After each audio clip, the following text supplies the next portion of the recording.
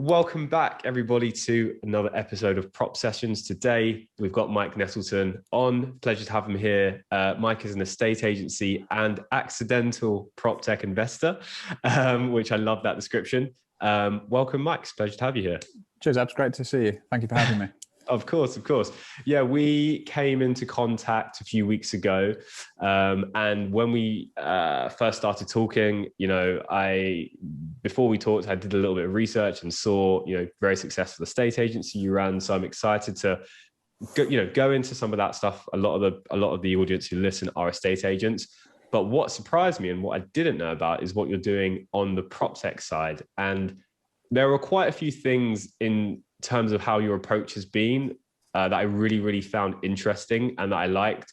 And as the fact that you use the word accidental, I think is very prominent, because your approach is very much just, from what I got, was like, why can't we do it? And why not? Why not just, I'm sure we can figure out a solution to that.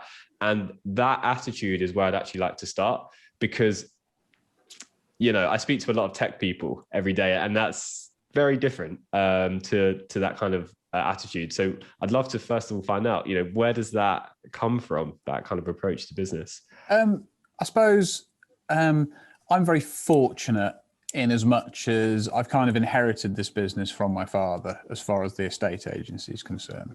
But my kind of default DNA is actually quite entrepreneurial. So I'm sure I've got friends who look at me and go, "Oh, wow, you've got a 6-branch agency. Isn't that great?" And I look at them and go, "Do you know what? You started yours from scratch, and I think that's even better." So I've always had that kind of itch to want to do something like that. And in a nice, and with the exception of the fact that, growing the Nettleton brand, etc., which has been brilliant, I've never been able to do a cold start, so to speak. So when this opportunity kind of landed in my lap accidentally, which is very simply, we had a problem. I needed to fix it. I couldn't find anything in the market to fix it. I spoke to our IT company who build our website, etc. I said, "Look, we've got this problem. Can you fix it for us?" They just kind of shrugged their shoulders and said, "Yeah, it seems straightforward to us, but we have no frame of reference as far as estate agency is concerned. But as far as kind of plugging a tool like that together, yeah, we'll build it for you, and we'll have it ready for you in a week or two." Brilliant, and it just worked really, really well. And then various kind of friends of mine in the industry said, "Oh, can we have a look at that? Can we have a version of it, please? I think what you've done there is quite valuable." And then, I just thought, right, well, there's an opportunity here, and let's pick up the ball and run with it, really. So that's the kind of the origin story of my kind of prop tech ventures. Love that. And for those people listening, can you go into a little bit about the tool and what it actually is and what problem it solves? So basically, it's called Agent Response, and the origin story is very much geared around lettings. So we were just getting overrun, even in lockdown, with the amount of lettings inquiries we were given. So in peak lockdown, we had one office with about 7 houses available to let, and had something like 200 email inquiries waiting for it on the Monday morning. So, and it was just madness. And it really brought home to us the absurdity of it, on the basis of the fact that we had various kind of front-end staff furloughed. So normally, instead of shrugging your shoulders going, "Well, that's lettings, isn't it?" we've actually got a top paid staff dealing with it now. And we kept our top people on, because there was all the rainy day jobs that we thought we could do to kind of get ahead during the 6-week lockdown. So that plan was being scuppered. So I went to our IT firm and said, "Look, can you build us an autoresponder? And I don't want my staff dealing with any leads on the letting side unless they've actually filled the form out." So that's all the questions a good lettings negotiator could, would, and should be asking. And it's basically the 80-20 principle incarnate. And it just gets rid of the 80% of, because the thing about lettings leads is, in the nicest possible way, I'm not saying they're spam, but the quality varies massively. Whereas on sales, every lead's probably a good lead, and you want to do something with it.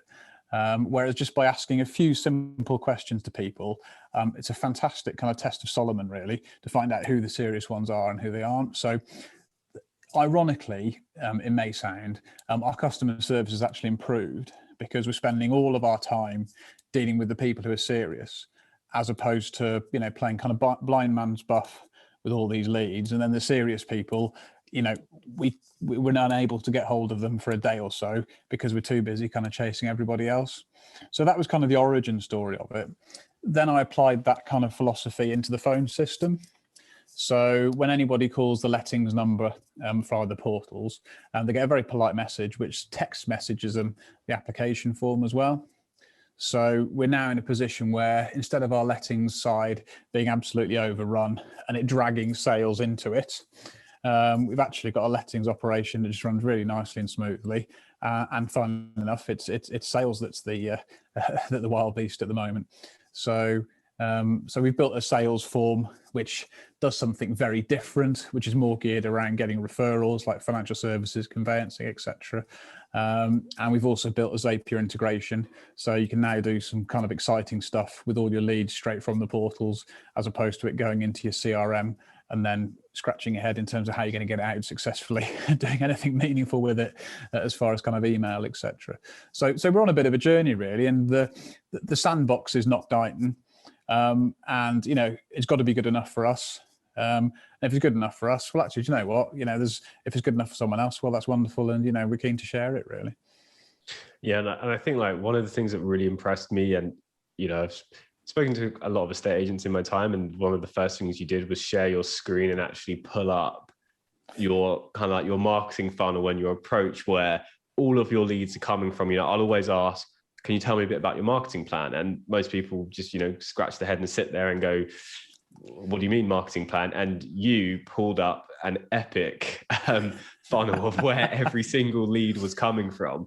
And to me, you know, that's the difference. It's actually having that attribution and knowing what's what in your business.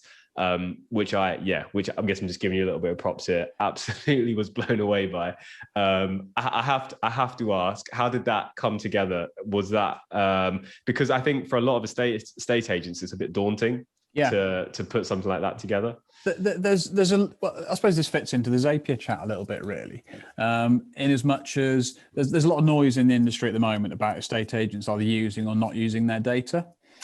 And the reality is 99% of agents don't do anything with their data, with the exception of whatever kind of transactions happen today, be that sales or lettings. It goes into a black hole and it gets lost, really. And we were guilty of that as well. So when we kind of built our Zapier integration, it was like, right, actually, well, we can start doing something, you know, meaningful with it now. So there's a combination of that and the fact that I've tried to break the business down into, well, I was reading a good book the other day called Predictable Revenue, isn't it? Is it Mark Ross, who's the guy from Salesforce, in terms of how they built Salesforce? So I was thinking, right, well, what we need to do, let's get all of our marketing activities that we do, and we've kind of triaged them into kind of 3 different sections. The top section, which was just stuff like general awareness. The middle section is, do you know what, they actually did something, i.e. give us an email address or similar. And then the bottom section is they did something meaningful with us, i.e. you know, called us out, booked in for evaluation, put the house on the market, whatever the conversation is. So we've got a full-time marketing coordinator who does that for us. And by plugging in the numbers at the end of each month, actually, you've just got a source of truth, really. And you can look at those numbers a bit more objectively and you can go, well, actually, do you know what? That's a really high number. I'm surprised how high that is. Or you could look at it and go, really? Is that all? So that's fine. Well, we know what to do this month then, don't we? So it's been really good just by having, like I said, I'm more than happy to share it with anyone if they want to kind of email you or email me, and then just have a simple copy of it. And it's just keeping score, really. And my plan is by having that kind of strong presence in all those 3 fields, we've got that kind of predictable revenue going forward, because my background is kind of residential sales. And as any kind of sales director, business owner, estate agent will tell you, they haven't got a clue who their customers are going to be next year. We just don't. We've got to start from scratch every year. So to have something that is constantly kind of nurturing and building for the future, we've got a bit of a flywheel going quietly. And whilst the market is great, I'd like to think we're outperforming it slightly as well, which is nice. So I'm not sure if that answered. That was a bit of a ramble, but yeah, totally. And I'd love to know for you, you know, like we were talking off camera before, like the market is really, really strong right now, right? Yeah, And absolutely. I'd love to know from your guys' experience, has anything changed in terms of your top sources of leads or predictable revenue, where wherever your leads come from? Has that changed at all over the last year, or is that kind of main? No, I think it's more just kind of raising our profile. So yeah, here's one for you. So I sat a few years ago talking to like a marketing. No, sorry, she did it at one of the magazines in our area, and she's great, and I rate her. I think she had a good eye on things. And she said, "Oh, and if you're a car, which car would your business be?" And I went, "Oh, it's such and such a car." And then she went, well, I was talking to my husband and she thinks your business is a different type of car. And I won't insult anyone in terms of which cars and they were both luxury cars, but it wasn't the one that I would have gone for. And I was a bit kind of, miffed's not quite the right word. But so the moral of the story is we spent a lot of money on our brand, getting it kind of really sharp. And I suppose we just looked at, I think the easiest thing to do in this industry, really, and by easiest, some would say hardest, is just keep looking at raising standards. So in terms of all our marketing, we want the best for everything for our client, training for the staff, the whole shooting match, really.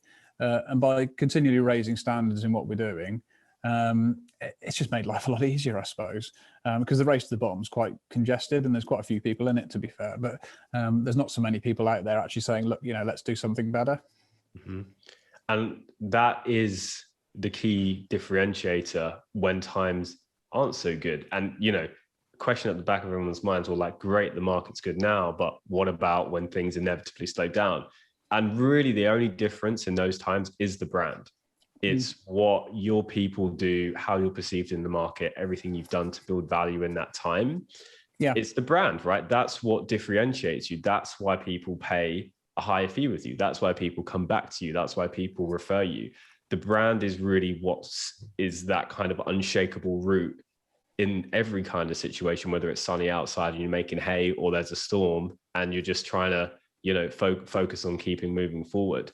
You said you've, invested a lot of time, energy, money into brand. I think this is a really prominent topic right now for estate agents. I feel like the consensus is starting to build towards, okay, we need to look at doing more than just kind of operating and running a good service, but we need to kind of build something that will last. Like I love, with your business, how it's been passed on to you by your father. Well, that's the brand being passed on, right? What kind of things do you find have helped you to get your brand to stand out from the rest? I suppose the short answer is just a rebrand, I suppose, which was more of an evolution rather than a revolution. Kind of not quite answering your question, but on a similar vein. I think vision and values are really important. And 10 or 15 years ago, I'd have kind of, gone, it's a bit mumbo jumbo, isn't it? But by having a vision and probably more importantly, having the values in the business. So, we've got 4 very simple, very clear values, which is, integrity, service, accountability, and loyalty. So that's kind of our North Star with all our decision making we do, both in terms of the customer and probably more importantly from the staff's point of view as well, actually, because actually the staff are the priority as far as I'm concerned, because they've got to go out there and represent your brand. And if, quote the old Tom Panos, your video's got to match your audio, hasn't it? So, and when they actually meet you, and by you, I mean, the people who represent your brand, the standard's got to be high, hasn't it? So I think probably the biggest thing that I've taken from it all, like I say, is the importance on visions and values, because, easy decisions are easy, aren't they? But it makes the difficult ones really straightforward, because you can just, you just test it, you test it against those 4 things. And if it falls short, then you don't do it. Yeah. And that's actually something I've been working on a lot, even for us guys at Prop Media, putting together a new culture deck and actually spending more time on that. And I feel like there are a lot of agents who are kind of in this middle ground where they've maybe, got a branch that's doing well with a few people. What do you say to like those kinds of people who should they be thinking about vision and culture and values and things like that? Yeah, I think so. I think whether you like it or not, you've got a culture. I think the only way if you've not got a culture is if you work on your own, probably. So I think if you've got 3 or more people, there's a good chance there is a culture there. And whether it's good, bad, or indifferent, it's broadly up to you, I suppose. But I think by having clarity as to what that culture is, and what kind of behaviours, etc., is expected in the standards, it just makes kind of navigating it a lot easier, as opposed to, well, otherwise it descends down into opinions really, which can be unhelpful when you've got kind of 50 staff and you've got 50 different opinions. Whereas if we all agree broadly speaking in terms of what good looks like and where we're going, it just makes it so much easier. Yeah. And what do you do to reinforce that culture and actually build it practically? Do you listen to High Performance, the podcast? I have listened. Yeah. Well, they talk a lot about cultural architects. I don't know if you've ever heard. I've forgotten who's the Mancunian guy who's. I've forgotten his name now. It'll come back to me in a minute. So mental block. But yeah, he talks about cultural architects. So I think one of the keys really is I've got a nucleus of senior people, both at director level and indeed, branch level as well, who really believe in what we're doing. And I don't need to be in the room for someone else to put the hand up and go, sorry, this isn't good enough. This is what it needs to be. So I think by having those kind of strong characters in the business in terms of who buy into it and have and share that vision, it makes it a lot easier when, like I say, the key people are pulling in the right direction. Because if you've got a situation where, imagine those same characters were saying, yeah, but we want to do something slightly different, across 6 branches, all of a sudden, you're herding cats, which is, not a good recipe for kind of grey hair and mental health and everything else that goes with it. Yeah, totally, and it all filters down, doesn't it, from those people to the rest of the staff for them to follow. So in terms, so business wise, and by the way, I didn't ask, like, how much are you involved in the day to day of the business? Because I know, obviously, as you said, I don't know if it was on or off camera about making these decisions from the ivory tower can be different to I probably spend only about 20% of my day on the business. Although strangely enough, I've never been busier.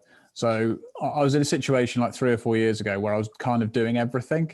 And as much as I was doing land and new homes, I was managing a branch, I was sales director, I was marketing director, I was doing all these things, which, and if I'm honest, I wasn't doing any of them well, not because I couldn't do any one of those things well, but there's only so many hours in a day, and it just wasn't really, nobody was winning, least of all me. So we've been working very hard in terms of what we're doing over the last 3 or 4 years, in terms of putting key people into key positions, promoting from within, growing the staff, and it's put me in a position where I can basically, my sole role is the chairman, which is I chair the board meeting every morning, and I chair the all hands meeting every night. And everything I do in between the day is largely up to me. And I'd like to say it was playing golf and generally mincing around and having a nice time, but I've accidentally got into my prop tech mode, and like I say, I'm just building things and spending all my time in terms of kind of grey matter, thinking, right, well, what can I do for the business, how can we grow it, how can we improve it?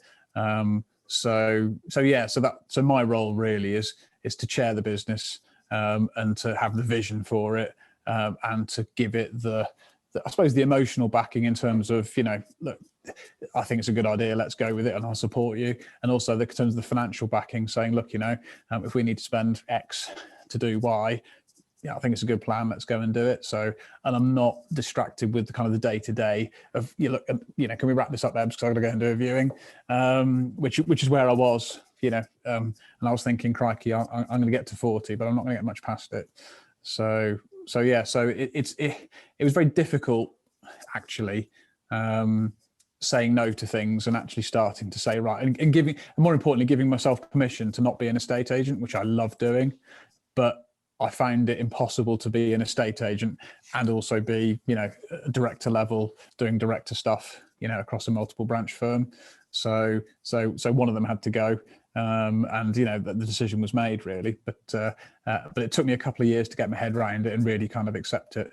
But the business is going from strength to strength, off the back of it. So maybe that says more about my agency. I don't know, but I think it's a really interesting point though, because I look at myself and some of our clients, everyone is growing generally right now. Us as a company, a lot of the agents we work with are are growing as well. And a big difference I see between the ones who are, used to running a small team in the day to day, more stressed than ever. Yes, they are financially doing probably the best they ever have, but they're also way more stressed than ever. And this is actually, it has a big impact on not just mental health, but let's face it, the business is an extension of the director to many extents, particularly when it's a smaller business, right? Correct, yeah.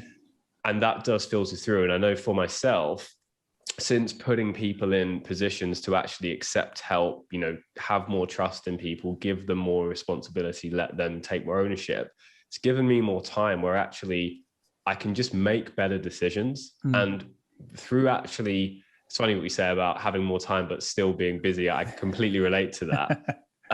But by having more space out of the business, I feel that's when the best decisions really come. They don't come during the meeting when we're trying to hash it out. They come, in the shower, on a walk, playing golf, and I think it's actually so important to be able to objectively take a step back. I think every day, to have some time away where you're not just in it, even if you are in it, and you are at that stage where you are running it, but even more so when you're not.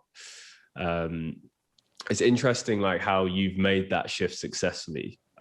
Took a while. Yeah, took a lot of reading, a lot of counselling. It doesn't just happen because at the end of the day, I actually want to, I want to be an estate agent. I love it.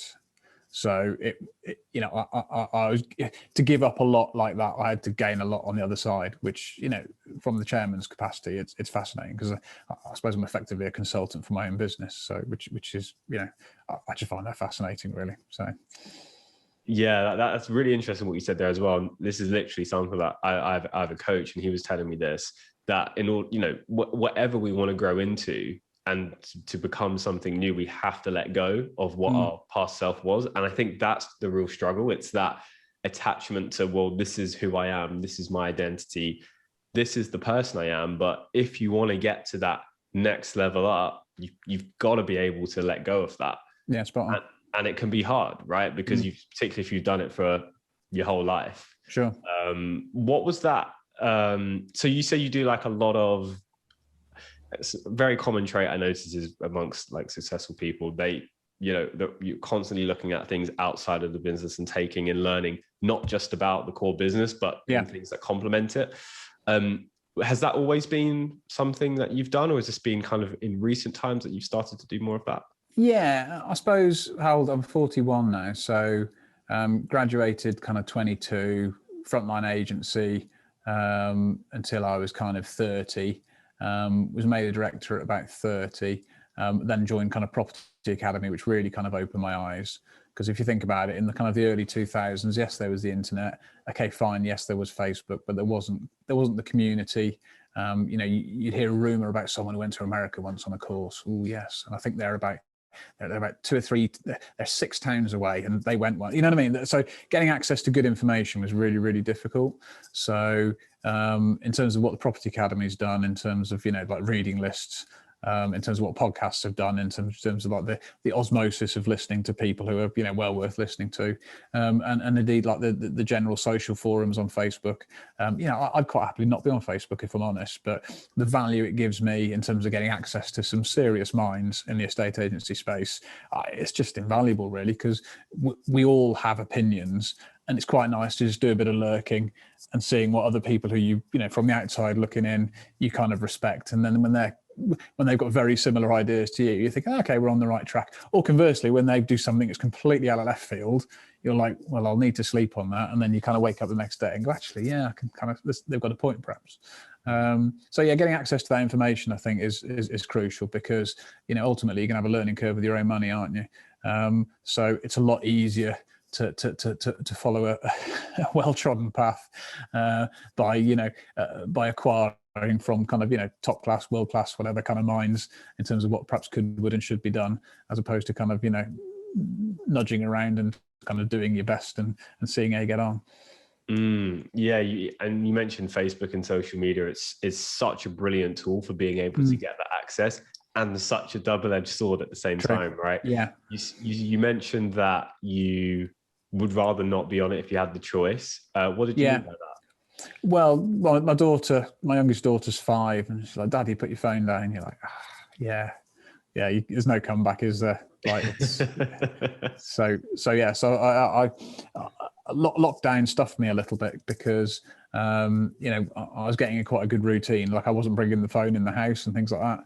Whereas I've been doing kind of a lot of working from home and all this kind of stuff. So the phone has been kind of it's kind of eked back into my life a little bit, which is, like I say, I think, like you said, it's a double-edged sword, isn't it? But I do need to spend a lot less time kind of on it, and a bit more time kind of having kind of clear thoughts and getting stuff done. If you like, I have a strategy that I use to half my screen time. Okay, go for it. Yeah, will be as effective. So, and useful for, it's very, very simple. So I did this about probably coming up to 2 years ago now, funnily enough. So I realized that I use social media for my businesses. So I knew that they're an invaluable tool. Obviously, what we do at Prop Media is a lot of social media stuff, right? Sure. So I'd be a hypocrite not to have it. But I did notice I was spending a lot more time just going on it, but then being caught in that news feed, in that web, which they're designed to do. Absolutely. That very, very particularly. Social Dilemma, great documentary on Netflix if you haven't seen it. So what I did was I said, okay, well, look, I want to be a producer on here. I don't want to be a consumer, right? So how can I use this tool to be able to produce, get the message that I want out to everybody else, but then not get sucked into it? So what I did really simply was I said, okay, I'll run a test. I want to use all these platforms, but I don't want to be addicted. So I removed them from my phone. Okay. So I don't have the physical apps on there. But what I do have is access to all of them on the computer and my work computer when I'm at work. And just by simply having that removal has more than halved my amount of screen time. Yet I'm just as productive, actually even more productive, because when I go on there, when I go on the screen, it's okay. I have 30 minutes blocked out, respond to social media stuff, post whatever I need to get out if it's not already been done for me, and do all of that. And I go on, and it's like a work blog. It's like replying to emails. It's like having a meeting, but it's with social media, and I actually structure that time to interact with it. And it just completely has rewired the way I use social media. So it's not the, wake up, check Facebook, check Instagram, check Twitter. And by the way, if you do try this, let me know how this goes, because I used to swipe my phone up and I would tap exact on my screen where those apps were. And once I deleted them, I was still swiping up and tapping just because I was in the pattern of just tapping. And that was when I was like, okay, well, yeah, this is a bit crazy. So that was my strategy for it. And yeah, I have to say I've still got that going today. So I've written that down. I'll send you a message at the end of the month and let you know I'm getting on. But funny enough, I think the language that you use there is the key in terms of you saying I want to be a producer, not a consumer, because the risk of me trying to psychoanalyze it, that's total mind. That's a different thing altogether, isn't it? Absolute different mindset, mind shift, the whole shooting match. And actually that gives, and I suppose going back to what I was talking about in terms of giving myself permission to do the things that I've done, actually that gives you the permission to do the things that you're now able to do, because I'm a producer, not just some guy who scrolls through his phone, because there's a difference, isn't there? Yeah. And I think for me, the reason I realize this is because the business we run is a lot of social media stuff. So just like a drug dealer, they don't get high on their own supply. And, essentially that's what it came down to. I realized that, this stuff is very, very addictive and very, very powerful at the same time. So it was just switching the mindset of using it as a business tool. I'm going on here to do business, and sure, I can still use it for personal stuff. But if I do use it for personal stuff, I'm going to have that time a bit more structured and blocked out. That was my shift with it. And a recent one I did took this a step further. Again, this was actually from my coach. I got rid of all of that, chucked about an hour and a half a day that I got back, which was amazing. That went into my business. Then I started to realize, okay, now I'm spending time responding to emails. And this is really where the sweat started to happen, because I felt, well, I need my emails on my phone. What if an emergency happens? But again, taking the scientist approach, I said, all right, let's see what happens if I don't have them on my phone. They're still going to be on my computer. Got them off the phone. No alerts. Oh, alerts are a big one, by the way. If you've got alerts on, get most of them. Yeah, I've got rid of most of those. That's a really big one. Email was the next stage where I'd actually said, okay, well, look, let's test this for a couple of days. I won't have emails on my phone. And there was actually, this is how I knew it was bad. I actually had anxiety by not having them on the phone because I thought, well, what if something important happens?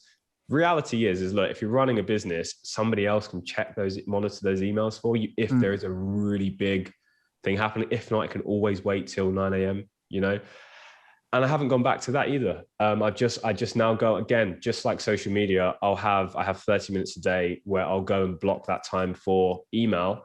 And guess what? It gets batched, so it gets done so much quicker. Yeah. Biggest thing is that I don't see them coming through, and then they're taking up that real estate in the back of my mind because I haven't replied to it yet, but I'm now thinking about it. That's the biggest waste of time because you're now not actually being able to use that space for something productive. So I did that with email as well. I know that's like a step up, but for me, it was a really Cal Newport talks about like the hyperactive hive mind, doesn't he? And his content is, I think, is great when he talks about it. But he's never phrased it in terms of producer and consumer, not that I'm aware of, anyway. So I'm gonna use that episode. It's really useful. So, yes, steal it, get it. I'm doing that. Good, yeah, good, yeah. Let me know how it goes. I would love to do a couple of fun questions with you. Go for it, yeah. All right. So yeah, I always like to ask these and I think they're really fun. So first one I got for you is, what is one of your biggest pet peeves in a estate agency? Biggest pet peeves in the estate agency. Here's a good one. I left a message for an agent the other day and I was like, hi, can I speak to John, please? And the person who answers the phone goes, oh, he's not in at the moment. Can I give you his number? And I'm just like, I could be anybody. I could be trying to give you £1 million. I might just want to book a time in the diary where, you know, come around and value my house. I might be about to instruct him. Like, no simple questions were asked, where in the nicest possible way, I was trying to get hold of the business owner and the member of staff is now putting work on top of the business owner, because now the business owner's got to call me back, and it could have been something incredibly trivial that didn't need the business owner to call me back, but no one will ever know until the business owner calls me back. So I think empowering and training your staff to ask better questions, because everybody wins basically, rather than, you know, dropping stuff on the boss's desk and having them run ragged, which is broadly, you know, standard operating procedure in a lot of agencies. And I think that the agencies who've got good staff who can ask those simple questions, it just makes everybody wins. So there you go. So that's a real peeve of mine. I love that one. I've got to give a shout out to Tony Morris. We did some training a little while back, and he's a master at knowing, you know, being able to structure those questions and just get the full opportunity out of what's being presented in front of you, right? Totally, yeah. Yeah, like, what's your name? What's it regarding, please? Yeah. I'm interested in viewing one of your houses. Well, I can deal with that. But never asked the question, so we never got that far. Love it. All right. And next one I got for you is, when you look back, what is one of your favorite failures? And I put failures in quoted, you know, inverted commas, because I don't think there's such thing as a real failure if you learn from it. But when you look back, what is one of your favorite failures that you later found out led to a later success? Probably when we expanded, which was like 8 or 9 years ago now. There was a lettings book that came available, which fitted our kind of geography rather well, in as much as half of the book fitted in with our current geography, and the other half, actually, do you know what, we'd quite like to have offices there. So kind of overnight we expanded the business probably by kind of 50%, something like that, certainly in terms of footprint anyway, because we went from 4 offices to 6, if you think about it. So and what that did was, you know, if there's any kind of cracks, strains, issues in your business on whatever level, systems, processes, whatever they are, you're about to find out. So it took us kind of probably 3 or 4 years to balance and get back to where we could, would, and should be. So that there was a huge drain of our resources. I don't just mean financial, by the way. I just mean like emotional and everything else that went with it, like inter-office rivalries. And it was incredible the amount of kind of the dust it kicked up, shall we say. and it took years for us to kind of get it right. So yeah, I think, you know, we're in a strong position now where kind of systems and processes, we're pretty robust really. But yeah, if you're looking to expand, you know, that it's a bit like COVID. It kind of, you know, it accelerates and exposes everything. So yeah, there you go. It's a great great title for the podcast there as well, by the way. All right. Amazing. Last one I've got for you. Different. I'm going to fast forward to many years. So your last day with us. Okay. Right.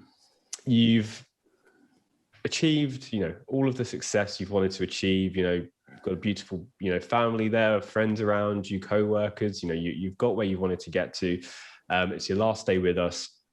You can't leave any of that material stuff behind, but you can leave one piece of advice or wisdom to your family, you know, the people you care about, you know, your employees, etc. What would you leave them? Probably funny, my father passed away last year, and so we more or less had that conversation really.